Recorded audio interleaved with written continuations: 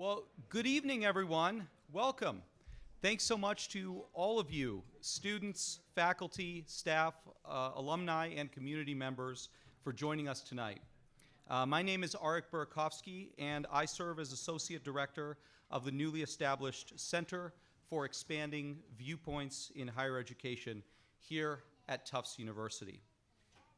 It is my privilege to welcome you to this special event, the first of our 2025-2026 headliner events on the future of the American left and right.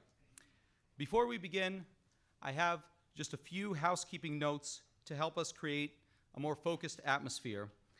Please take a moment to silence your phones and other electronic devices. If you can, you are welcome to move a little closer toward the front of the auditorium. And finally, please be aware that tonight's event is being photographed and video recorded for archival and outreach purposes. And you can find the camera in the back. Tufts University launched the Center for Expanding Viewpoints in Higher Education on September 3rd, 2025. The center's mission is rooted in the idea of breaking out of ideological bubbles to drive teaching and research forward.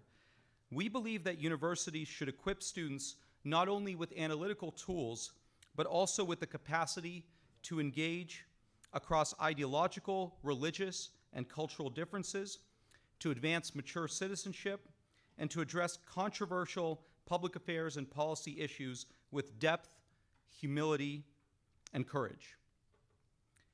To achieve this vision, we are developing programming that brings new perspectives, ideas, and voices to campus, designing curricula on contentious and consequential cultural and political issues from all sides, building student leadership initiatives, and hosting research convenings that bring together scholars, students, and leaders in business, philanthropy, religion, and politics. Tonight's event is our inaugural public gathering, and I'm delighted to introduce our esteemed guest speaker and our moderator, and to outline the format we will follow. It is my honor to introduce Musa al-Gharbi. Oh. There we go. That's a bit of a preview for all of you. Assistant Professor of Communication and Journalism at Stony Brook University.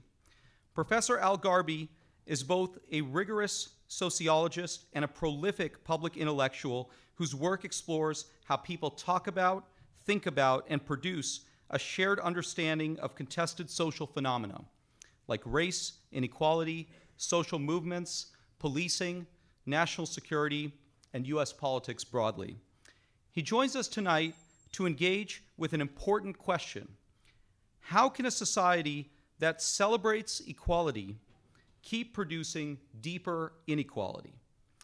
His recent book, We Have Never Been Woke: The Cultural Contradictions of a New Elite, published in 2024 by Princeton University Press, tackles precisely this inquiry. The book incisively examines how the rise of so-called symbolic capitalists, legitimized by the ideology of wokeness, both co-opts and contradicts the egalitarian ideals it espouses. We invited Professor al-Gharbi as our first headliner because his work embodies the kind of thoughtful, unique, boundary-challenging thinking that we want to bring to campus. He asks hard questions, he interrogates the structures of power and culture often taken for granted, and he helps us see the interplay of symbolism, institutions, and inequality. His research is highly relevant to understanding where the American left, as well as the American right, stand today and how they might evolve going forward. Professor Eitan Hersh from the Department of Political Science here at Tufts is the director of the center. He will moderate tonight's discussion. His research focuses on civic participation and American politics, and he teaches courses on elections, technology and politics, and American conservatism. Here's how this evening will unfold. Professor al-Gharbi will begin with a brief presentation on the book and its implications for American politics today. Then Professor Hersh will engage in a fireside chat with Professor al-Gharbi, further exploring the themes of the book, as well as the role of higher education in public and civic life. And finally, we will open the floor for Q&A with all of you, with the audience. After the conversation, we invite you to stay for a reception outside in the mezzanine, where you can continue the discussion, grab refreshments, buy copies of the book, which I'm sure Professor al-Gharbi would be glad to sign. And so thanks again for being here with us tonight. Please join me in welcoming Musa al-Gharbi.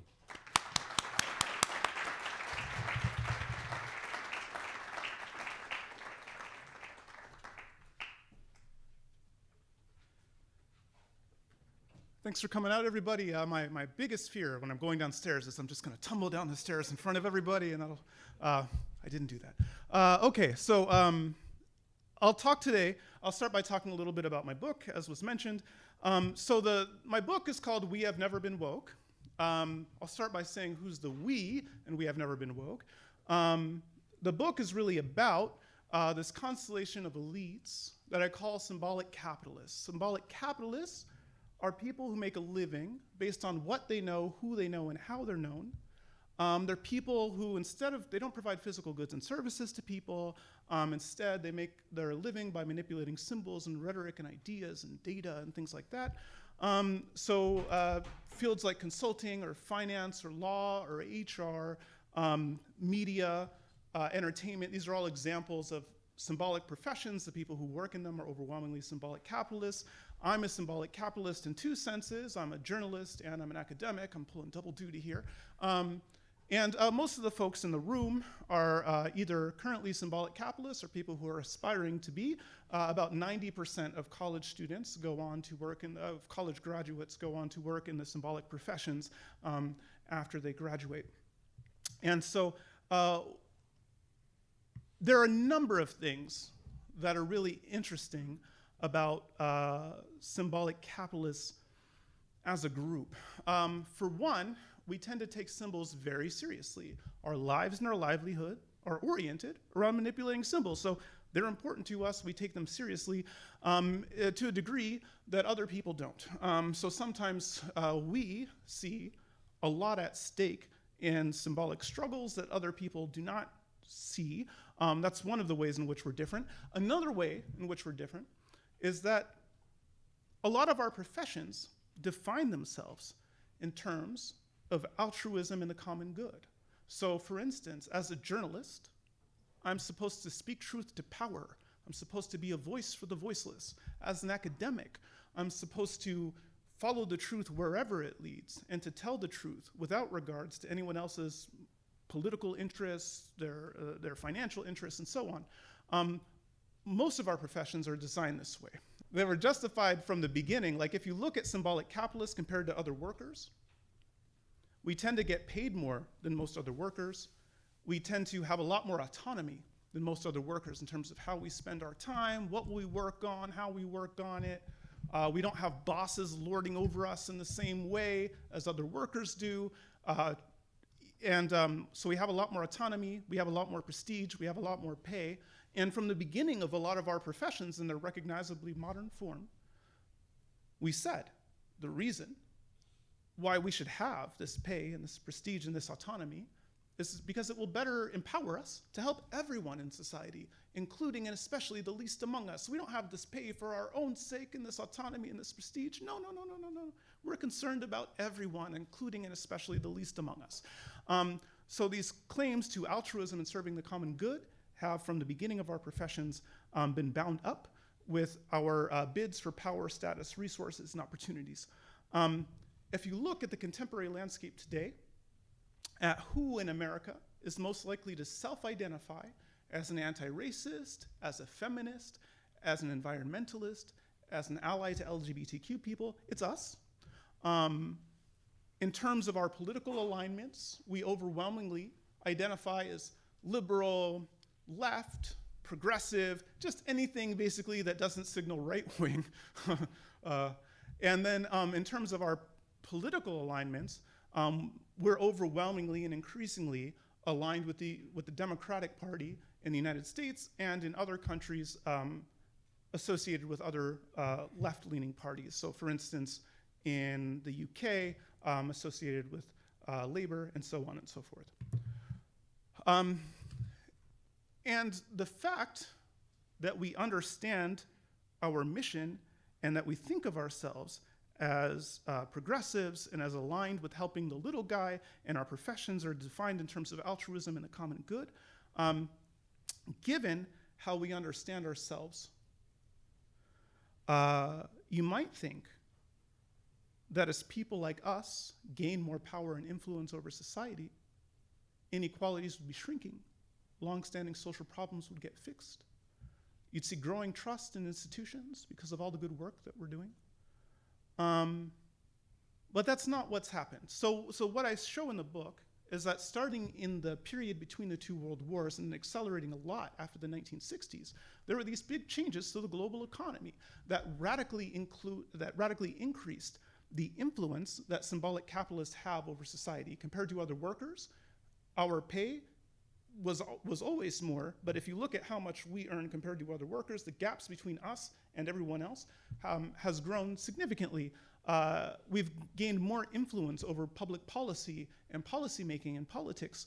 Our communities, if you look at the distribution of wealth and opportunity in the country writ large, it's increasingly like resources and opportunities are increasingly agglomerated in these hubs where our professions are increasingly concentrated. And so there were these changes to the global order that did give us, in fact, a lot more power, a lot more wealth. We do, in fact, have a lot more influence over society and culture, but the consequences of that are not what we might hope or have expected. Over the last 50 years, as we've become more powerful and more affluent and had more influence over public policy and so on, we've seen growing inequalities. We've seen growing, a lot of longstanding social problems have festered and grown worse. If you look at trust in institutions, that's gone down. And not only have you seen increasing institutional mistrust, but also increasing institutional dysfunction. If you look at the hubs in which we tend to be concentrated in, like New York City or Boston, they're some of the most unequal places in the entire country. New York City, where I was based when I wrote this book, has the most racially segregated school systems in the whole country. It has huge concentrations of wealth, but also intense concentrations of poverty, some of the highest inequality in the country. A lot of these social problems that we're concerned about are actually the worst in places that we control with one-party rule, and that we exert hegemony over. So the core question that the book is trying to wrestle with is like, why is that? Why do we see the world we actually live in rather than the world we might have hoped or imagined, the world that previous cohorts of symbolic capitalists promised? If you just give us this power and this resources. Okay, and so in order to explore that question of what went wrong, of how things have gone off the rails, of why it is that the world we live in is so different than what we might have expected, of why it is that the communities and institutions we dominate are some of the most parochial, exclusive, least representative places in the entire economy. In order to figure out what's going on here, my working hypothesis was, at the time that these questions became salient in my mind, we were in this moment of heightened contestation around social justice issues. And I thought, looking at how institutions are navigating this period of awakening, looking at what, if anything, this awakening changes, trying to study, is something actually changing here, what's changing, and so on, would be a good window into trying to figure out how things went off the rails. And so part of what inspired my work is that oftentimes when people were discussing these kind of changes that were happening after 2010, like a lot of it was based on vibes and anecdotes. Like there would be something that happens at Middlebury College and there'd be all these histrionic narratives about kids these days and the decline of Western civilization and all this kind of stuff. And my starting as a sociologist, I was like, well, if there's something that's actually changing, it should be something that you can measure. And so my colleagues and I set about to measure it. So for instance, along with my colleague, David Rosado, a computer scientist, we analyzed 27 million news articles from 47 media outlets over the past 50 years, and we saw that after 2010, there was this rapid spike in discussion of prejudice and discrimination, all forms of prejudice and discrimination, all at once: racism, sexism, homophobia, transphobia, anti-Semitism, Islamophobia, any kind of discrimination you can think of, just boop, boop, boop, boop, boop, in a way that didn't seem to correspond with anything that was happening in particular in society at the time on college campuses. Around the same time that this was happening in journalism, you saw radical changes in the kind of research that, you saw the similar kind of spikes in academic research. You saw similar kind of spikes in cancel culture incidents on college. The Democratic Party platform shifted at the same time. And so you can look at all these empirical measures, and a few things pop out as I tried to measure this awakening, to quantify that whether something was changed and what changed. And the patterns I saw were that first, there was indeed something that happened. It's not just a moral panic. It's not just vibes. Something changed. Two, the change was not broad-based or uniform. It wasn't actually that most Americans changed. It was a very specific subset of Americans and a very specific subset of institutions that changed, namely people and communities and institutions that were tightly connected to the knowledge professions. And so you can see this right here, for instance, on public attitudes about race. The red line didn't change that much from 1996 to 2020. It's almost a straight line, not exactly. But the blue line shifted radically. There's unprecedented polarization on these issues around affirmative action and immigration, but it's not because the red line people shifted hard right. They're basically the same position they've been for 3 decades in polling. It's because there was this radical shift on the blue line. And when you disaggregate and you look at whose views shifted on the blue line there in this public opinion polling, you see that it's not like working class Democrats, it's not black Democrats, it's highly educated, relatively affluent, urban and suburban white people, basically, the kind of people that dominate the knowledge professions. They've grown ever closer to the Democratic Party. They shifted radically after 2011. The Democratic Party platform shifted radically to suit their preferences in a way that put them increasingly out of step with the gray line, with the median voter. So this is the second thing I saw, was that it's not a case of broad social change. It's a very narrow and idiosyncratic slice of institutions, communities, and people that shifted. And the third thing that I noticed is that this period of shifting that we saw after 2010 was actually a case of something. Using a lot of these same kind of indicators, looking at shifts in media coverage, looking at shifts in academia, looking at shifts in public opinion, looking at changes in protest activity, looking at changes in political alignments and affiliations and so on, you can see that this change we saw after 2010 was a case of something. There were 3 previous awakenings before this one. And this is great news for a social scientist, because if this period of contestation we're living through is actually a case of something, then by studying these other cases, we can get a lot of leverage over questions like, well, why do these awakenings happen? Why do they end? Why don't they go on forever? Do they actually change anything? What do they change? And so on. And so that's a big part of the project of chapter 2 of the book. To briefly summarize in a lightning way what's going on here, when I compared these cases and contrasted them, I found 2 factors that seem to strongly predict when an awakening will happen. The first is that they tend to occur when elite overproduction becomes especially acute. So elite overproduction is when you have growing numbers of people who have a reasonable expectation to be elites.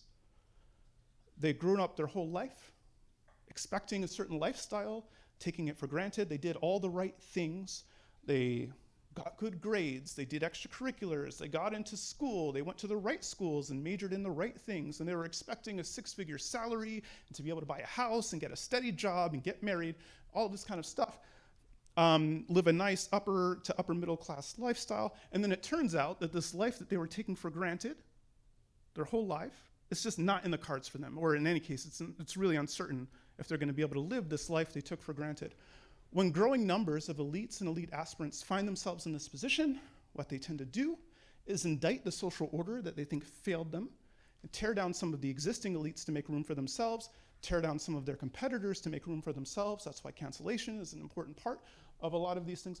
And, but elite overproduction itself can't predict when awakenings will happen, namely because, as my advisor Seamus Khan showed in this paper and other researchers have shown, there's a kind of counter-cyclical relationship often between the fortunes of elites and non-elites. So often, when times are really good for elites, especially good for elites, they tend to be kind of bad for ordinary workers. And on the flip side, when times are really good for ordinary workers, they're often a little bit more lean times for elites. The upshot of this is that often, when if times are tough or a little lean for elites, but they're good for everyone else, then no one really cares about elite problems. Like, no one's pulling out a violin to play, oh, poor elite, you have to get a normal job? You have to live a normal life like everyone else? Oh, boo-hoo, like no one cares, right? But there are these moments when these trajectories get collapsed, when things have been kind of bad and growing worse for ordinary people for a while, and all of a sudden they're bad for a lot of elites too. Those are the moments when awakenings are likely to happen. Because you have these frustrated elites who have a bone to pick with the way things are going. They want to indict the order, they want to clear some of the folks to make room for themselves, but they have a lot more leverage over the system than they ordinarily would because they're surrounded by all of these other people who also are really frustrated with the way things have been going, who are also have a bone to pick with the people who have been calling the shots. And the presence of these other people who are also mad and suffering allows these elite aspirants to say, hey, in this power struggle I'm engaged in, it's not for me, it's for these people. Look, these people are suffering. And so what I found looking across these cases is that when you have the combination of acute elite overproduction plus popular immiseration, those are the moments when awakenings are likely to occur. In terms of what do these awakenings change, the really distressing answer that I discovered as I looked across these cases is that what you don't see in any of these periods of awakening, you don't see meaningful allocations of resources and opportunities from the wealthy in society to the genuinely marginalized and disadvantaged. If you look at this, occasionally there are new opportunities created for certain subsets of elites. Like, so for instance, in this current period of awakening, one consequence is that a lot of corporate boards have folded in more women. But of course, if you look at who's a candidate to be part of the board of, say, McKinsey & Company, you would have to be someone who already had a very robust career in finance and consulting. You probably went to an Ivy League school. As a result of your illustrious career in finance and consulting, you're probably a multimillionaire. Creating more opportunities for multimillionaire women to sit on corporate boards, is that bad? No, I guess not, but does it have anything to do at all with the fortunes of the genuinely marginalized and disadvantaged in society? No, doesn't change. And so when you look at across these cases, you don't see much of anything change for the genuinely marginalized and disadvantaged in society. You do not see meaningful allocations of resources downwards.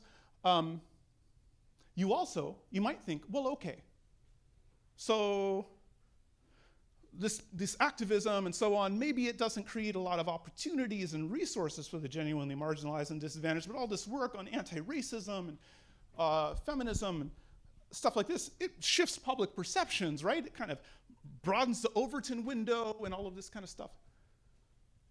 Not so much. So when you look at the trend lines of public opinion, what you see is that for the most part, most of the public during these periods of awakening, they just stay on the same trend line they were on before. And the shifts that occur as a result of the awakening tend to also end when the awakening is over. So when the media is talking about racism a lot, if you ask people, is racism a problem in society? They go, well, crap, the media is talking about it all the time. I guess it is. But then when the media stops talking about it so much, then people go, oh, it's not so much. So it doesn't actually durably change anyone's public attitude, anyone's attitudes. People mostly stay on the trajectory that they were on before, and the things that do change during these periods also change back when they're over. No real change in public attitudes or opinions. So what changes? Well, what you do see is stuff that's not great, in my opinion. So one of the things that you see is increased support for right-aligned political parties.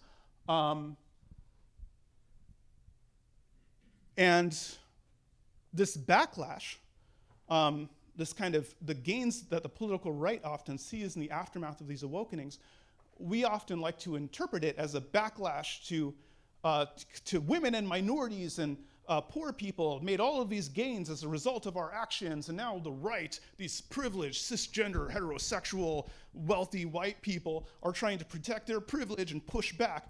That's not actually what we see when we pay close attention to who's driving these movements. So for instance, if you look at the 2024 election, on my website I have this essay called A Graveyard of Bad Election Narratives where I walk through this at length. But if you look at the 2024 election, or really any of the elections over the past decade, what you see is that the privileged people, white people, highly educated people, affluent people, the millionaires and the billionaires and so on, they've actually been increasingly aligned with the Democratic Party. And almost all of the gains of the political right, including in 2024, if you look at why Trump won, whose votes shifted in order to allow him to win, it's actually people who are less affluent, less educated, racial and ethnic minorities, religious minorities, and basically the very groups that we claim to be representing and serving are the very people who are empowering the political right to check people like us. In addition to these gains for the political right, you often see the creation of alternative knowledge economy infrastructure. So in the 1960s, there became this idea became popular after the 1960s Great Awakening, that higher ed was lost. It's ideologically captured. You can't fix it. So what did they do? Well, a lot of right-leaning people launched think tanks, which were starting with Heritage and then Cato. Maybe I have that backwards. No, it's Heritage and then Cato. And is now a whole constellation of other right-aligned knowledge economy, knowledge production institutions. In the late 80s, early 90s, there was this idea, the media is lost. You can't fix it, it's totally captured. So what do? Well, they launched Fox News, which has been eating everyone's lunch in terms of cable broadcast. And in the current moment, you see these efforts to, you see Elon Musk's anti-woke takeover of Twitter, Peter Thiel trying to acquire Rumble, Donald Trump launching Truth Social. This is a pattern that repeats across each of these periods of awakening. You see the creation of these alternative knowledge economy infrastructures, and this matters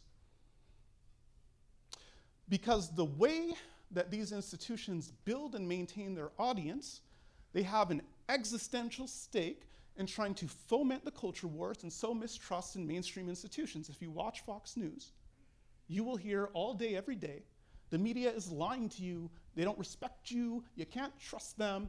And I'll add, part of what creates the appetite for these alternative knowledge economy infrastructures is because there is a real sense during these periods and more broadly that a lot of these institutions do not, in fact, represent or serve huge swaths of America. It's not that people are being misled by Fox News into thinking that mainstream media doesn't represent people like them.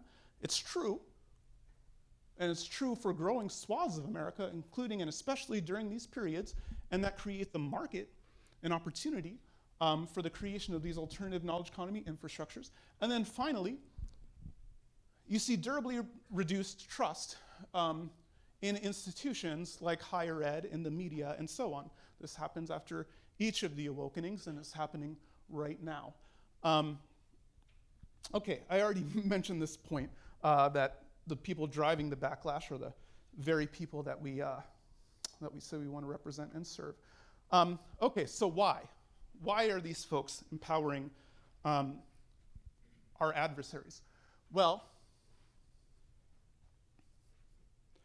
what I show in the book and in some Substack essays like these is that even under ordinary times, the ways that symbolic capitalists tend to think about politics and morality are kind of funky. We think about politics in a kind of weird way. We participate in politics in a kind of weird way. Eitan has a great book about this called Politics is for Power, highly recommend. But we tend to think about and participate in politics in a way that's kind of funky and off-putting to other people. During these periods of awakening, the gap between us and the rest of society grows because we shift a lot. Our views, the ways that we talk about these things, the ways that we engage in politics just boom, shift rapidly, while most other people stay on the same trajectory that they were on, and so the gap between us and them grows. But it's not just that the gap grows between us and the rest of society during these periods of awakening, but people also become more cognizant of the gap. They notice this gap, and they care about it more than they otherwise would. And part of the reason they come to care about this gap and the growing gap between us and them is because of the ways that we conduct ourselves. So we, during these periods of awakening, we become much more militant about mocking, demonizing, censoring people who disagree with us, even for views that we adopted 5 minutes ago. So like 10 minutes ago, we decided that it's not enough to make reforms to the police. We need to make really dramatic. We need to defund the police. We need to, this kind of stuff. And if you disagree with me about defunding the police, I'm going to call you a racist, even though I just adopted this view myself 10 minutes ago. When people encounter this kind of behavior, they react negatively to it. It increases the perceived distance. Like people notice that the ways that we're talking and thinking about things and the ways that we're engaging in politics are alien to them. They notice this gap more and they care about it more. And that creates an opportunity for political entrepreneurs, usually associated with the right, to basically win power by vowing to bring people like us and our institutions back under control.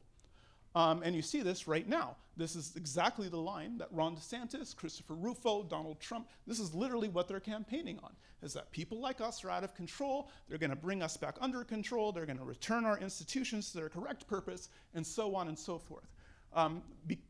Because of the way that we operate, we end up handing shovels to our own gravediggers. Now, awakenings don't go on forever. They usually resolve as the conditions that drive the awakenings end up getting resolved, as elite overproduction becomes less severe, as the popular immiseration becomes less severe. As either or both of those things change, the awakenings tend to fizzle out. So awakenings don't go on forever, but neither do anti-awakenings. One of the reasons why anti-awakenings don't go on forever, why they ultimately fizzle out, is because a lot of the people who end up leading these anti-woke movements are also pretty weird. And they think about politics and morality in a way that's pretty alien to how normies think about politics and morality, and this becomes increasingly obvious to people. So, for instance, Trump took office. What does Trump focus on? Well, he wants to rename Mount Denali into Mount McKinley. He wants to change the Gulf of Mexico to the Gulf of America. The Department of Defense is the Department of War now. Cracker Barrel logo, God help you. He spends, in a time of austerity, we have Doge, we're trying to cut costs and save money. He spends millions of dollars tearing up the Black Lives Matter square in Washington, D.C., throwing a military parade for himself for $45 million, reinstalling Confederate statues. We're so broke, but not too broke for, right? And so like this kind of obsession, like when you look during the period of Awokening, a lot of people were frustrated by the left's focus on things like naming. So for instance, in a lot of communities, symbolic capitalists dedicated a lot of time and effort and energy into taking a school that was named after a Confederate person and renaming it. So instead of, I don't know, Confederate people are like blanking on, I can't think of a Confederate name right now. Instead of Robert E. Lee School, it becomes Rosa Parks School. Okay, now the reason people get frustrated with that is it's not that they really love Robert E. Lee and they hate Rosa Parks. It's that if you ask people in that community, what are the top concerns for their school? What are the top concerns for their kids' education? The name on the front of the building wouldn't rank, wouldn't even be a thing they mention. And rather than finding out what their actual concerns about the school are, or trying to do anything about their actual concerns about the school, we focus on this symbolic struggle about what's on the name of the school, and we change the name, and we declare victory, and we do our next culture war thing. Meanwhile, the people who live in that community, nothing has changed for their children, for their children's education, for their children's life prospects. There has been no victory for them. And so this kind of tendency is annoying, deeply annoying to people, but it's not just deeply annoying to people when it's the left that does that. It's just as annoying when it goes the other way. When you have someone who you gave power to help try to take, because a lot of the right-leaning symbolic capitalists, when they win power, rather than thinking, okay, so what people want is less culture wars and a focus on bread and butter issues, they think, oh, the public gave us this power not because they're tired of left-leaning culture wars. What they really want is right-leaning culture wars. So they take the totally wrong message and have the wrong, and it's motivated reasoning because they also really care about symbols and rhetoric. They think there's a lot at stake in whether or not you have a Confederate statue, whether or not it's Gulf of America, and so on. Another reason, and so there's this fundamental symmetry between symbolic capitalists on the left and the right. They behave in much the same way. They think about politics in much the same way. And so you see this now in this current moment that we're in, as I detail in my Substack. Since Trump took office, there's been a kind of reconfiguration of diversity, equity, and inclusion to favor groups that the White House prefers. If you look at cancellation campaigns, this is data from FIRE. It shows that whether you're looking at cancellation campaigns targeting scholars or students, the main driver of those campaigns has flipped from left to right. And in fact, what's interesting in polling is when you ask conservatives and Republicans about cancellation, Pew did this, do you think canceling these folks, do you think targeting people and their careers and whatever based on, do you think this is cancel culture or accountability culture? Majority of people on the right say, no. Well, when we're doing the cancellation, it's accountability culture. It's cancel culture when the left does it. And so you see this kind of fundamental symmetry in behaviors and institutional dynamics. And then the third reason why these anti-Awokenings also tend to fizzle out is because to the extent that they do focus on issues that ordinary people care about, they often, what they actually deliver to people is not what they wanted. So for instance, there's a lot of evidence that shows part of the reason Trump won is because huge swaths of the American public were highly dissatisfied with the Biden administration's approach to immigration.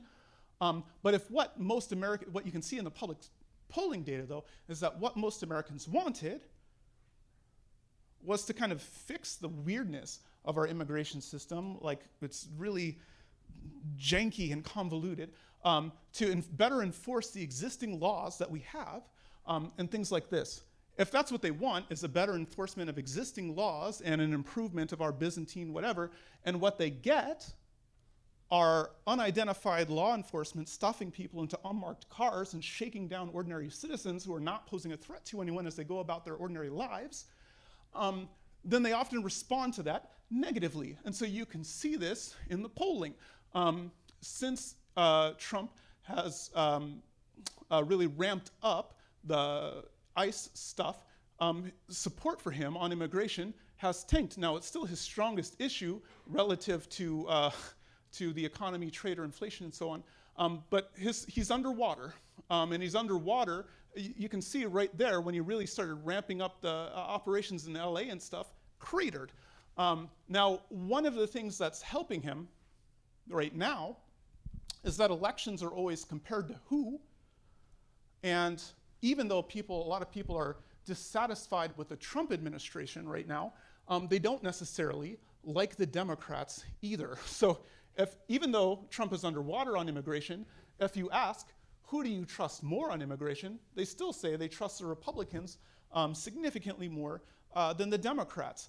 But ultimately, usually how these things end up resolving themselves is that the out party eventually finds its way to a position that better represents the positions of the public, and then they end up being able to unseat their rivals. And there's some evidence that that's happening now, although it's important not to overstate the extent to which that's happening. So for instance, on my Substack, I have this essay that I just published yesterday on Zoran Mamdani's election. There's a lot of really overwrought narratives about what it signifies by his detractors and opponents. What I show is that actually this is a very banal election. The outcome was very banal. His political coalition was very banal. There's a lot less than meets the eye here. And the same thing, if you look at the election of Abigail Spanberger in Virginia, a lot of people were making a big deal about that.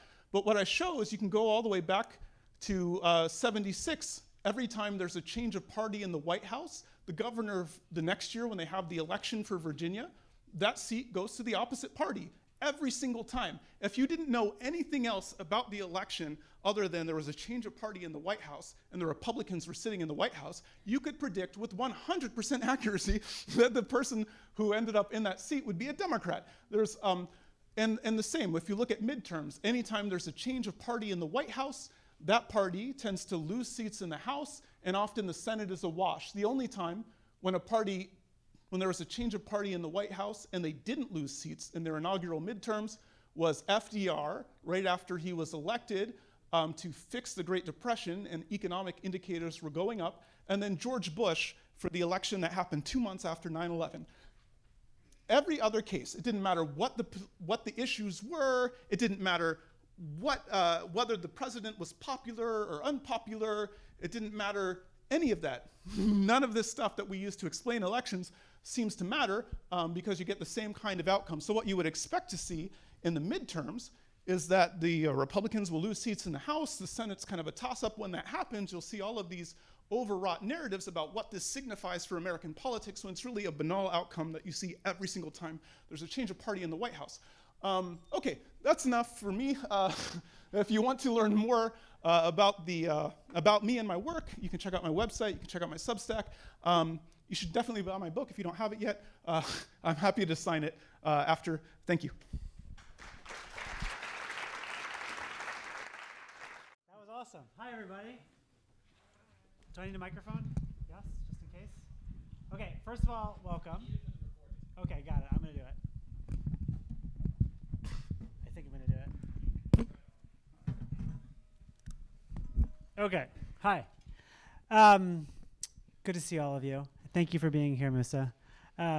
First of all, if anyone feels like they're more on the political left and they feel called out for this presentation, just so you know, next semester, our focus will be on what is going on the political right, and we're going to have a speaker about that topic as well. That'll also be my next book, actually. It's called Those People. It'll be coming out with Princeton University Press next year, and it'll be about the political right. Boom. Okay, so I'm going to ask you 7 questions, and then I'm going to open it up for discussion. But seeing as this is the first event of our center, I'm going to institute a new policy starting right now that's going to go in the bylaws, which is if there's anyone in the audience under 10 years old who wants to ask a question first, they get priority. Nothing? Do you want to just talk in the microphone for 1 second? Okay. Well, I've done my duty. You've had your chance. If you come up with a question afterwards, at any time, you get to ask a question, okay? Okay. Okay, 7 questions. So these can be rapid fire, or to take them as long or as short as you want. I see my colleague, Professor Mufti, and my teacher, Professor Mufti, in the back of the room. And when I was a student of Professor Mufti, he always asked us, whenever we're reading anything, to try to understand what the author is trying to convince us of and is worried about. And when I think of the things that worry you, if I'm trying to predict what they are, I can see like you might be worried about political coalitions. You might be worried about inequality. You might be worried that some sociologist before you was wrong. What worries you that motivates you to work on this? Yeah, so I talk about this a little bit in the intro to the book and then also on my Substack. But like part of what led me to some of these questions was that like, so I grew up in a really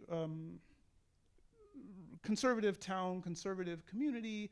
I was kind of the black sheep of the family. Like my mom, she introduces me to people. She still calls me her liberal. This is my liberal son, right? And it's funny because like very rarely in my current milieu is anyone like, oh, there's Musa al-Gharbi, that hyper. But anyway, context is everything. So I grew up in this kind of very red state, and my formative years were during the War on Terror and so on. And so at that time, if you had asked me, basically, about what's wrong with anything in society, almost, I would have said, it's 2 things. It's the millionaires and the billionaires, and it's those damn Republicans. And I understood those groups to be largely coextensive. And I, over time, as I started studying a lot of these issues more, my views on this became more nuanced, but they really especially became more nuanced when I moved to New York City to go to Columbia University. So, you know, before that, I had been thinking like, oh, if only people in Podunk, Arizona could be more like the enlightened denizens of New York, oh, it'd be great. Oh, if only the Democrats had more political power, yay. Okay, then I moved to Manhattan. And it's kind of a culture shock in a few ways, both because I went, like class-wise, I went from being a shoe salesman to being an Ivy League intellectual overnight, which is kind of, but then also, being in New York challenged, like, forced me to confront a lot of things. So for instance, the first thing that I was confronted by at New York is like human suffering on a scale that I had never seen before. Like there's just suffering all around you. And you almost have to go numb to it just to kind of function in your daily life. And then that exerts its own kind of cost on you, right?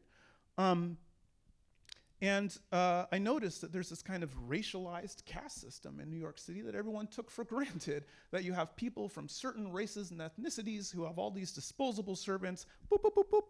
You have a private chauffeur for your burrito, because God forbid you cook, can't even go to a restaurant. You have a private chauffeur for your burrito, and it's people from particular races and ethnicities who do all of this disposable labor, and it's people from other races and ethnicities who consume it, and everyone seems to think this is perfectly normal and natural. This is not the way things operate in a lot of other contexts, like where I came from. If you look at the person buying a pair of shoes or the person selling the pair of shoes, the gaps between those two people are not nearly as pronounced as they are in New York, and you don't see the same kind of aggressive skew, and there's more social interaction. People, the person buying the shoes and selling the shoes, their kids still go to the same schools and all this kind of stuff. Not the case in Manhattan. Manhattan has the most racially segregated school systems in the country. Despite the immense wealth in New York City, it also has extremely high poverty rates and some of the highest inequality in the country. And when I was looking around thinking, well, who's to blame for this state of affairs? There was one group that I could definitely not blame, and that's those damn Republicans. So if you look at New York City Council, Democrats outnumber Republicans like 9-1. The mayor of New York is a Democrat, the governor of New York State is a Democrat, our state legislature is 2-1 Democrat. If you look at our federal representatives, both of our senators are Democrats. One of them, for right now anyway, is the leader.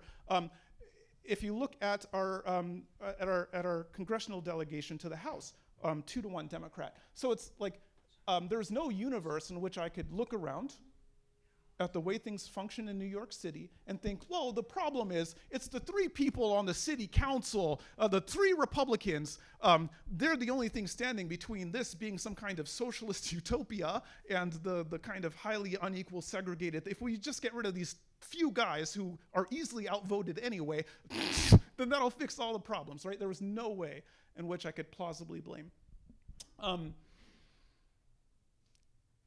And that was, and then I was just constantly confronted with a bunch of episodes I talk about in the book, like after the 2016 election, watching the Black Lives Matter, watching the protests in New York and who was taking part in them and how they were participating and how the local community was, when I was looking at the COVID response and so on. I just kept being confronted with these contradictions on the one hand, it was an intellectual issue. I'm a sociologist of knowledge. I'm interested in how people produce knowledge. I'm interested in how these institutions function. But it was also an existential issue because I was there in New York at Columbia University with the aspiration to become a symbolic capitalist myself. Like, these are the institutions that I'm part of, the community that I was living in, the careers that I aspired to. So figuring out what the heck is, like, literally, like, kind of in a way, the core question that animated the book is like, what are we doing here? Mm-hmm. So that leads me to a second question, which is about motivation. And when I look out of the room and I see, like you described, maybe some of our students are aspiring symbolic capitalists. That makes, I bet that's true. You could be telling a false consciousness story. You could be telling a deliberately manipulating story. You mean about to explain the difference the between motivation what we of say someone, and what we do? Yes, the difference between what you say and do. Or it could just be that, I think my political hobbyism story is that this is just not that important to people. Yeah. Like the civic and political values they articulate are just low on the list of priorities, or some mix of those things. How do you see the motivation? Yeah, so kind of like in the discourse, the usual move is if you point out this gap between what people say and what people do, the kind of go-to assumption is that they must be cynical or insincere. And I think that's a really bad way to think about thinking, and I think it doesn't really explain too much in any way in this particular case. What I argue in the book and and elsewhere is that our cognitive and perceptual systems are fundamentally geared towards perceiving the world in ways that flatter our interests and serve our goals. So right now I'm confronted with tons of information. I can pay attention to how many people in this room are men versus women, how many people have brown hair versus black hair, how many people have glasses, and so on. I'm just bombarded, how many ceiling tiles. Anyway, just tons of information. I can't process it all, I can't remember it all, and it wouldn't be useful for me to remember all of these details anyway, so I have to make these choices about what I pay attention to, about what I forget, about how I fit it all together, about the stories I tell about, and these decisions that we're forced to make we don't make them in a random or disinterested way. We make them in ways that advance our interests and further our goals. Okay, so if we take this research in the cognitive and behavioral sciences seriously, as we should, it's pretty robust, then we can see there's not actually a contradiction between having a sincere belief in something and using it and it serving your goals. In fact, if it was in your interest to believe or say something, you would be more likely to believe it sincerely and to try to get other people to believe it too. There's not actually a contradiction there. As far as the lack of, and so what I do show in the book how people mobilize these social justice discourses to advance their ends and further their goals, but that doesn't mean they're cynical. And then on top of that, to explain the gap, I actually agree with you that I think one of the big problems is like, it's not that people don't, like when people were crying after George Floyd was murdered, that was a performance, but it wasn't just a performance. They were actually sad. When we say things like we want the poor to be uplifted, we want the marginalized to be included, like we're not lying. The problem is that these commitments are sincere, but they're not our only sincere commitments. We are also, almost all of us, committed to being elites.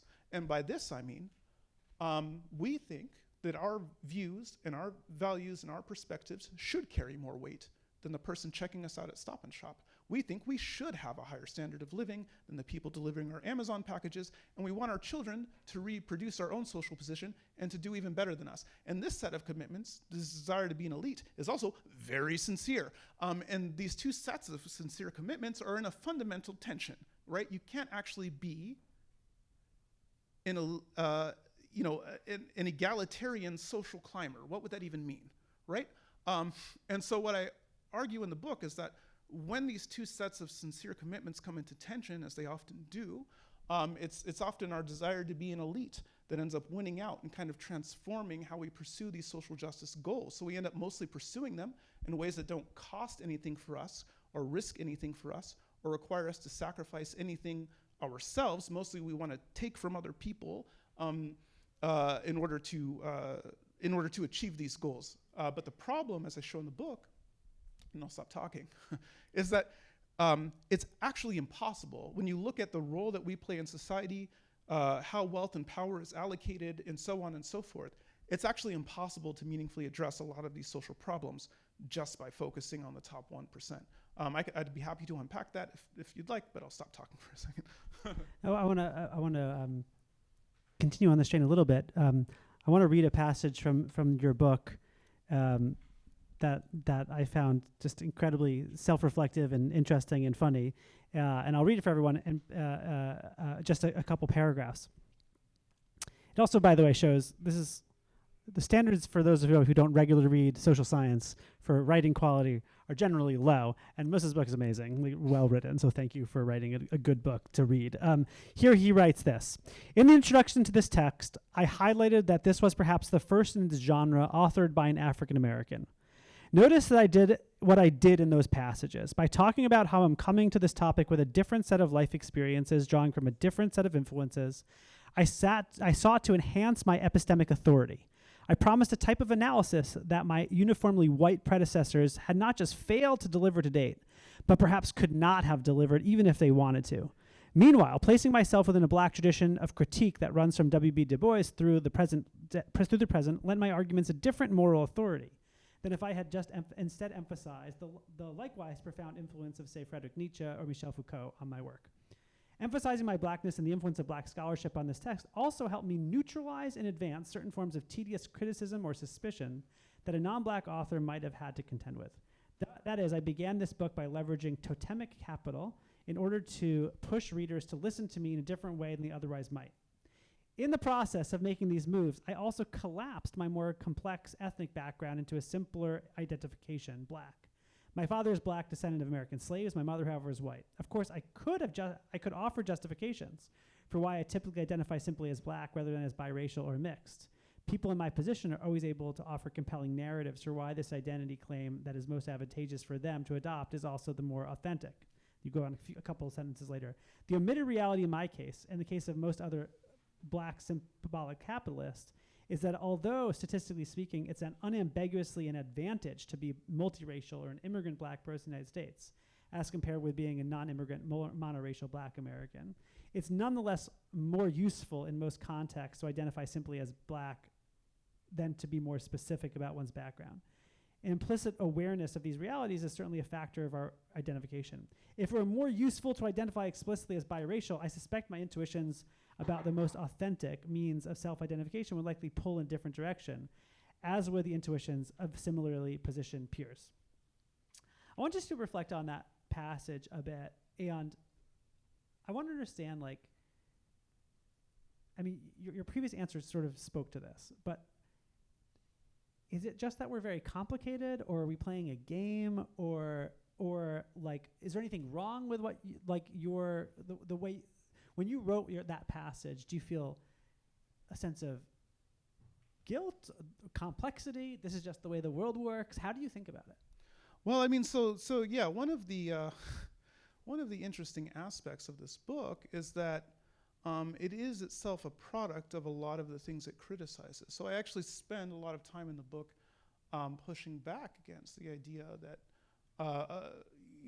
against a lot of these deference practices as they're typically practiced. But it's also the case that part of the reason that Princeton was interested in this book is because it was from a young black scholar.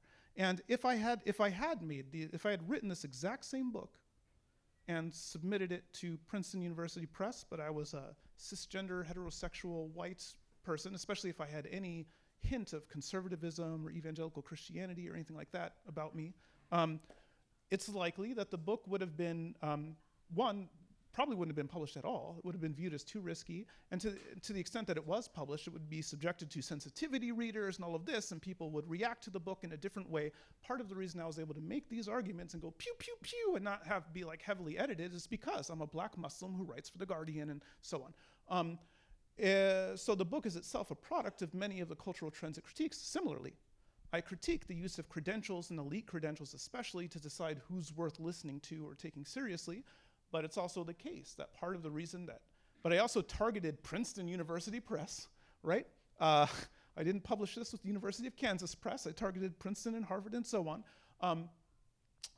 Because I like their books, sure, that's me rationalizing, but also because I understood that it would be really advantageous for my career to land this book in a prestigious university press. And part of the reason Princeton was interested in me was because I was at Columbia. If I had written this exact same book, the exact same manuscript, and sent it in as a student at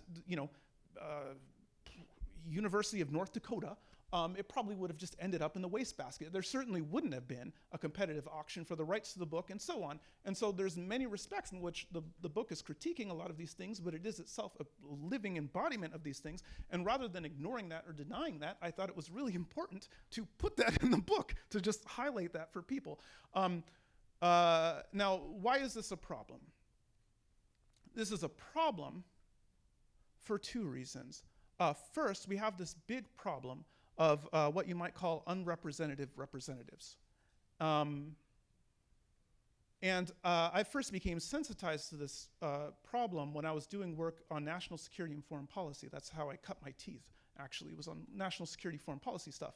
And one of the things I realized is that a thing that often leads policymakers astray is that, so if you're US government policymakers and you want to understand what will happen if we overthrow Saddam Hussein, well, there's not a lot of really good nationally representative polling available of the Iraqi people and their attitudes towards overthrowing Saddam Hussein.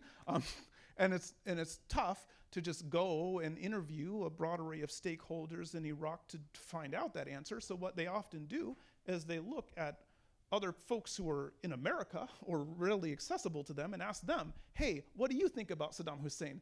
And they hate him. I mean, part of the reason why you're an expatriate in the first place is because in some way or another, culturally, politically, or otherwise, you don't fully fit in with and the longer you're outside of your country, the kind of more the distance grows. But the problem is a lot of those folks who are expatriates don't understand themselves, like they think of themselves actually as having a good bead on how the ordinary person feels. And so like almost all Iranians in the United States, for instance, are families that fled when the Shah was overthrown and the Islamic Republic was established. So if you talk to any Iranian in the United States about the Islamic Republic, you're going to get a very systematically uniform set of answers about how Iranians feel. So you can interview 50,000 Americans in Iran, Iranian Americans about Iran, and you'll get the same answer all the time. And so this can help build the sense of confidence that you understand how Iranian people feel.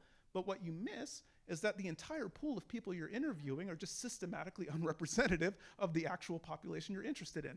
We see the same kind of thing on so many issues. So a lot of people, if they want to know, well, how do black people feel about policing, rather than conducting or consulting nationally representative survey data to understand the modal African American, or going out into their community and doing any kind of, they go, well, let's look at the black writers of the New York Times. What do they say? And this is a problem for a bunch of reasons, not the least because the black writers of the New York Times, their political views are often demonstrably out of step with the modal African American. They have much more in common with their white peers at the New York Times than with typical African American. And even ethnically, they're unrepresentative. This is part of it. I spent a lot of time talking about this in my book. If you look at, I was on a panel at Arizona State looking at political polarization. There were 4 black people who were invited to take part in this conference. There was me, half white, There were 2 people who were Jamaican and then someone who was Kenyan and Nigerian. There was not, the overwhelming majority of the black population in the United States is non-immigrant, monoracial black people. They were not at the table, and this is not unusual. If you look at who it is that tends to become people who write for the New York Times, the Washington Post, to get professorships at Harvard and so on, they tend to be people who are either mixed race or immigrant black people, and we often help ourselves to the assumption that we are in fact representative of black people as a whole, when that's just not the case. There's this essay that haunts me, and then I'll stop talking, by Bertrand Cooper. It's called Who Gets to Create Black Culture? And in this essay, a kind of departure point for this essay is that, after George Floyd was killed, there were unending media columns about George Floyd. You had Nancy Pelosi and Chuck Schumer kind of don a kente cloth and take a knee. You saw HBO, you name it. Any symbolic capitalist institution, George Floyd, George Floyd, George Floyd, George Floyd. Okay, so what Cooper asks is, he says, imagine a world, though, where George Floyd wasn't killed on that day. He just went about his life on that day. But then he got it in his mind somehow that he wanted to write an essay for the New York Times or produce a special for HBO. Would he have been able to do that? And the answer to that question is no, of course not. He didn't have a college degree, let alone a degree from a school like Columbia or Harvard. The New York Times doesn't give one whit what people like George Floyd think about anything. They are completely absent from the New York Times. They're not writing op-eds for the New York Times. They're not regularly being interviewed for the New York Times. In fact, since George Floyd's murder, there's still George Floyd's all over this country and all over New York City, for that matter. Are you seeing those people in the New York Times? Are they writing op-eds for the New York Times? No. The New York Times writers care about George Floyd in the abstract, but they absolutely do not. But in fact, not only do they not actually go out and talk to people like George Floyd, let alone provide them a platform to talk for themselves, but occasionally, when they're confronted with the inconvenient views of people like George Floyd, they respond by killing the messenger. So, one telling example, there was a journalist who used to work for The Intercept, Li Fang, at the height of the kind of movement around George Floyd. He went out and interviewed just a lot of black people to find out, well, what do you think about Black Lives Matter? What do you think about the movement for Black Lives? What do you think about these police protests? And a couple of them said things like, oh, well, you know what? What I think is weird is that, like, if I got killed today by a white police officer, it would be a big national story. But if I was just walking around my neighborhood and another black guy killed me, it wouldn't even make the news. It would barely make the news. There seems to be something wrong with that. Like, my life is still gone. Why does my life only matter in one context and not another? So for airing this kind of a view, Li Fang was fired from The Intercept for sharing this video of black people talking about, and it is the case. I mean, before George Floyd was killed, no one cared one whit about George Floyd. After George Floyd was killed, like I said, there's George Floyds all over New York, all over Minnesota, all over this whole country. No one cares one whit about them. We only cared about George Floyd because he died in this highly public way and became a symbol that we could use in our struggles over power and status and resources and opportunities. Before he became that symbol, we didn't care about him one whit. After he became less useful as a symbol, we all moved on. And again, there are people like George Floyd all across this country. Nothing changed for them. And so, this is why this gap, this problem of non-representative representatives matters. Because if what we actually want is to help ordinary black people, poor people, brown people, and so on improve their lives, we can't just help ourselves to the assumption that enriching people like Musa al-Gharbi will help ordinary black people in any way, shape, or form, right? We can't just help ourselves to this assumption of linked fate. In fact, black people from until very recently, actually had the highest levels of polarization in terms of their life chances and fortunes and so on of any ethnic group in the United States. It's just not the case that we're all climbing up together. It's certain people are climbing up and they're just leaving those folks. Anyway, yeah. I have so many more questions, but I'm going to pat myself on the back by showing extreme restraint by offering other people to ask questions. So if you have a question, go ahead. You have some microphone. Okay, David, go ahead. So you use this term like the symbolic capitalists, which I thought was interesting, but it kind of sometimes felt like you were just talking about the college educated. There's definitely a lot of overlap there. So I was wondering if you could just clarify why you use that term, what's important, and like kind of distinguish it from, you know, just people who are at college or have been to college. Well, yeah, like I said, there is an extreme amount of overlap because, again, at least 9 out of 10 people who graduate college do go on to these professions, but not everyone does. I mean, there's still 1 out of 10 that do not. The reason I gravitated towards that term, symbolic capitalists, they've been known by other terms. They've also been called the professional managerial class, the creative class, class X, a lot of classy terms. I don't call them, I hate neologisms. I didn't want to coin a new word for my book, but ultimately, I was dissatisfied with a lot of these class-oriented formulations because there's a deep sense in which symbolic capitalists are not a class per se. So if you look at, they're an elite formation that cut across class lines. So take academics.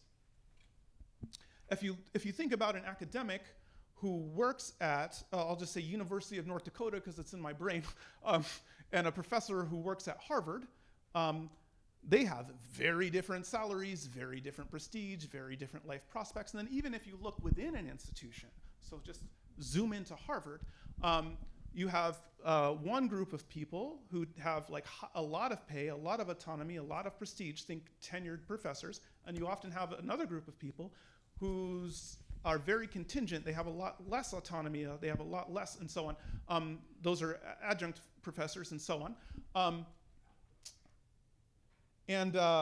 Almost all of the symbolic professions have this kind of deep divide where you have one group of people who have a lot of autonomy, pay, prestige, you have another group of people who have less so. Now, even those people at the bottom of the symbolic professions do tend to get paid more than ordinary workers. They have much better working conditions, much more prestige.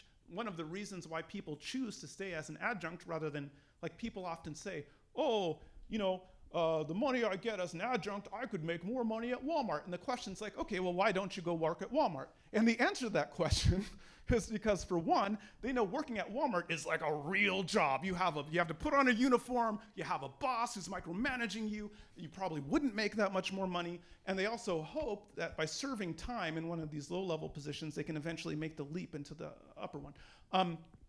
And so often, they in fact, if you do have much better pay, working conditions, and so on than ordinary people, but they often kind of think of themselves as poor because they compare themselves to Steve Pinker.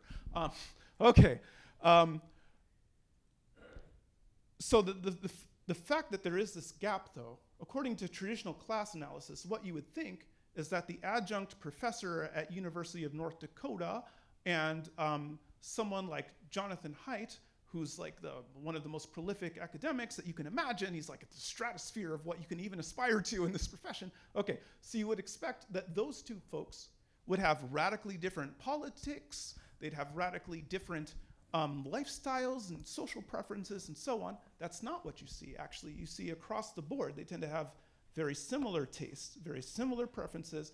They have very similar political leanings. Maybe the adjunct in the Democratic primary would prefer Bernie Sanders or Elizabeth Warren, and John Haidt might gravitate more towards someone like Pete Buttigieg, but they both vote for Kamala in the end.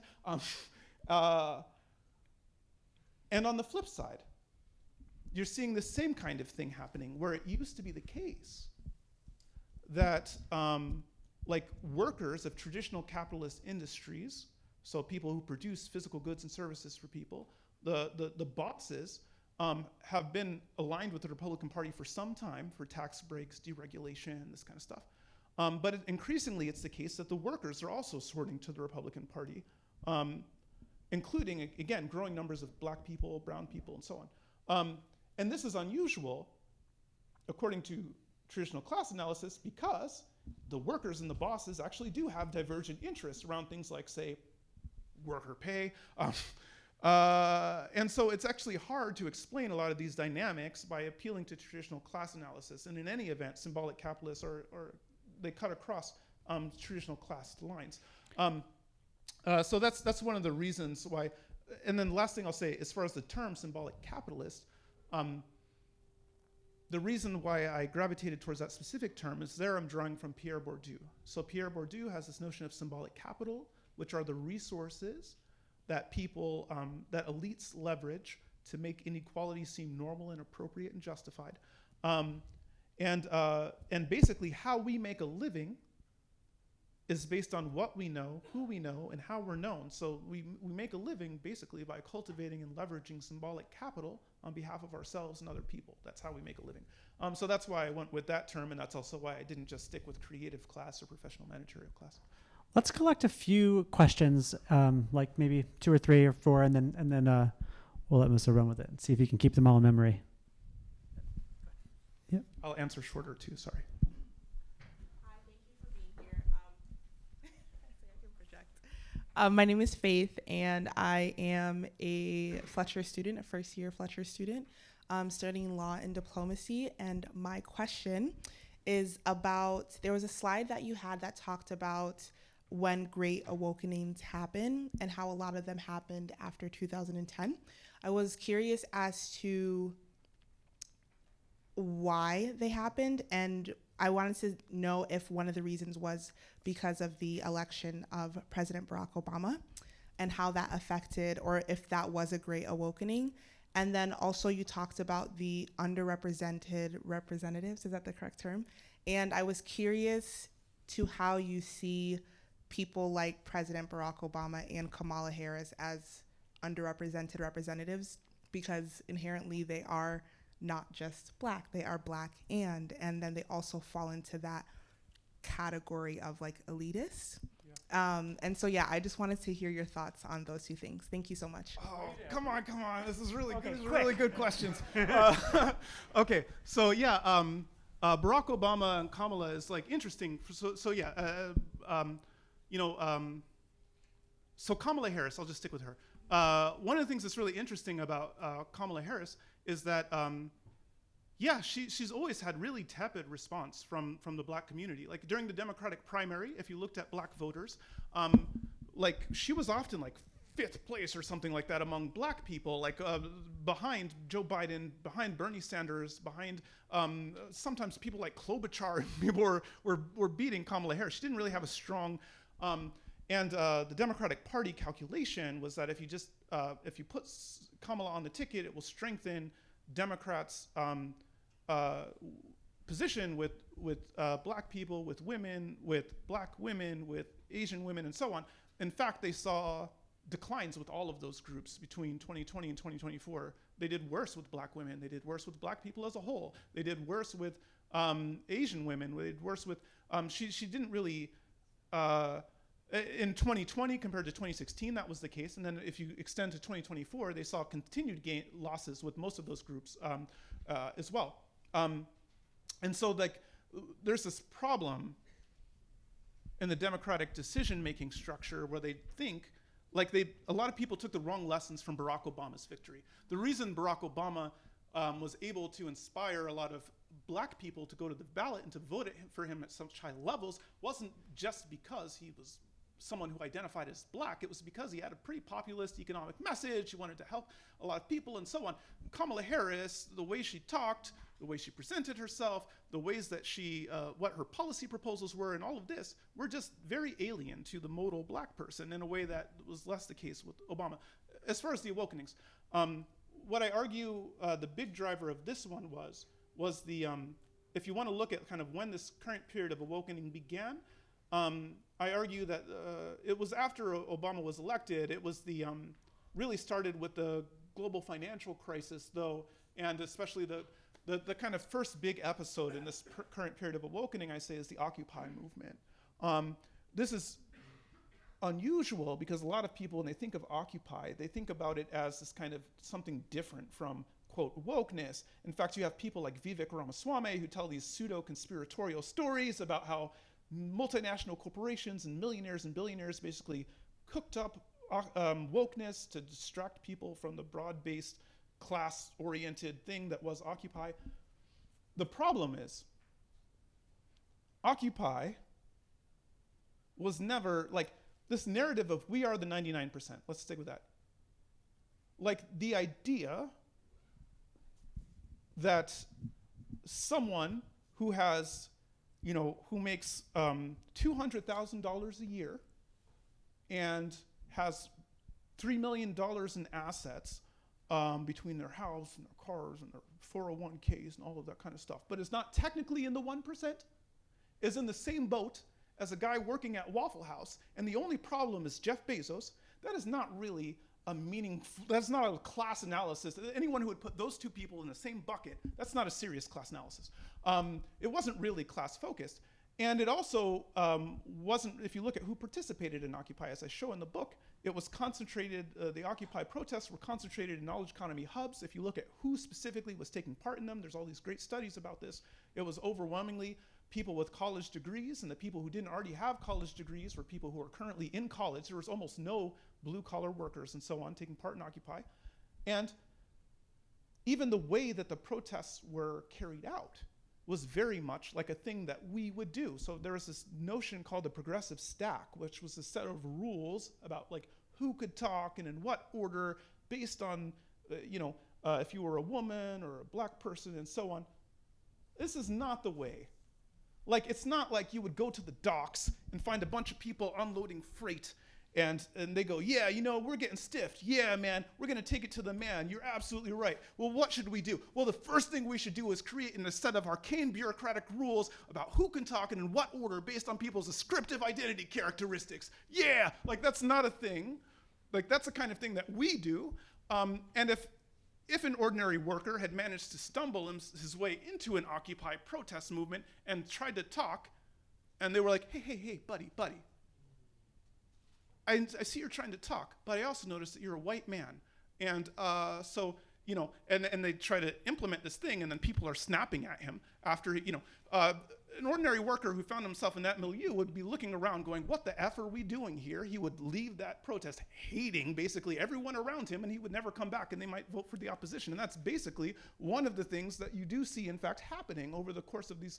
What I argue is if you want to understand the kind of beginning of this current period of awakening, the very first big shift that you see, it starts really with Occupy in my analysis. Thank you so much. We are going to have to switch gears to the thing. One more? Yeah, okay, sorry. should we do one more? I keep saying shorter answers. Raise your hand if you have the best question left. Go ahead. Yeah. Oh, Lori. Okay. Wait. You have a joke? About a dog. Okay. What does a dog do when it wants to do yoga? I'm not sure. What does it do? Downwards dog. I think your father. There was one question over there. Oh, we'll take both of them, and then and this time I won't interrupt. I'll actually take both questions. Sorry. Not sure I could beat that, but I thought you made an interesting point about how symbolic capitalist motivation for moving left is an economic one. I guess what I've seen, and this is my N of one, and you can disagree with this observation, is I see symbolic capitalists moving left when an echo chamber starts and they start building up social currency by being more and more extremely left. So I'm interested at the tail end of the Great Awakening. What happens to all these people who move left for the economic reasons? And then if you buy the social currency observation that I make, does that just dissipate into the either, or what happens? Okay, and the last question. Go ahead. I'm an economics student here at Tufts. economists don't like symbols. We don't like stories. We also don't like survey data. We tend to like capitalism. Hashtag not all economists. I'm wondering what if you have any economist friends and what they think of your work. Oh yeah. Lots of economists, friends. In fact, I was going to recommend someone for this or for one. Roger Koppel. He's an economist. He has this great book on expert failure. He might be a great person. Anyway, yeah. So the book actually leans heavily into economics and political economy. And in fact, one of the reviewers on the book, I found out afterwards, was Tyler Cowen, who also had me on his podcast after. We talked for a while. So if you want to hear me talking to an economist about the book, you can check out my interview with Tyler. On the question of status and so on. So one of the questions that I was inspired to that kind of led me to this work was like, of all the ways that people could try to jockey for power and status and opportunity, why on earth do subset of elites try to justify their claims for power and status and so on, and in the name of these social justice things? Part of the answer to that question is, again, is that from the beginning of our professions, a lot of our fields were justified. Our autonomy, our pay, our prestige were tied to these claims about altruism and the common good. And it's really hard for us to, and a lot of us, in virtue of gravitating towards these professions and being enculturated in them and being in these communities and so on, really internalize this ethos in a very serious, again, it's like part of, to the point where it's difficult for us to even justify, even when we're engaging in things that are like clearly for our benefit. We often do it in the name of the marginalized and disadvantaged. So take student loan forgiveness. It's a thing that clearly benefits symbolic capitalists more than anyone else in society. And it's kind of a regressive. It's kind of a regressive policy. Like the people who are least advantaged in society are the people who tend not to go to college at all, or to be anyway. But rather than saying we want student loan forgiveness because we have a lot of debt and that sucks, and we're trying to start families and build wealth and all of that kind of stuff, forgive student loans because it's good for us. We tell these stories about how the reason we need to forgive student loans, of course, is to help. If you look at the student debt, if you slice it the right way, you can say, oh, these black people have a higher percentage, especially they're more likely to go to for-profit schools that have terrible outcomes and all that. And that's true. But of course, you could design a student loan policy to just target people who go to for-profit schools and have these kind of bad debt and low ROI. But that's not what we say we want, right? What we want is actually universal student loan forgiveness. Why? Why not just target those folks? Why do it the universal way? Well, if we're just being fully honest, because it would be really, really useful for us too if they just did all of the student loan debt. But we have a hard time being honest about that, right? And part of it is social though. So because this is how these institutions think, like how the people who are part of these institutions think and talk about the world, it is the case that one of the ways you win not just money, but also status in these institutions is by showing that you're the kind of person who thinks the right things and says the right things and behaves the right way and has the right values. And if you clearly demonstrate yourself as someone who has the wrong kinds of thoughts or says the wrong things, your position in these institutions can be jeopardized. And more than that, your status, you can be socially ostracized. So on my Substack, I have a couple of pieces. Putting the culture into the culture wars is one where I go into this at length. If you look at what drives censorship and self-censorship on campus, if you ask, because there's sophisticated studies on this, the main thing that people are concerned, that academics are concerned about, the main drivers of censorship and self-censorship, isn't that they're worried about losing their jobs. It's that they're worried about losing the esteem of other people they're worried about, they don't want to be the person where they walk into the room and before they even start talking, everyone's like, oh God, They don't want to walk into the classroom and be confronted with hostile students. They want to get invited to things, and so they want to fit in. This is one of the big drivers of censorship and self-censorship. It's one of the big drivers of being really conspicuous about saying the right thing during these periods of awakening. But these two things are related. So in academia, for instance, the esteem of your peers is actually practically consequential. Whether or not your paper gets published depends on the esteem of your peers. Whether or not the students you want to fold into the department get folded into the department, or the hires that you want to make, it depends on committee decisions by your peers. And so the esteem of your peers is actually practically consequential. And so what I argue in the book is it's not an either or, it's kind of a both and. These things are just like really deeply intertwined in a way that's so we are worried about fitting in, we are worried about esteem, we are worried about looking good, and but we're also worried about these material things, and we are actually worried about the marginalized and the disadvantaged in society. It's kind of, yeah. Thank you so much. Please, everyone.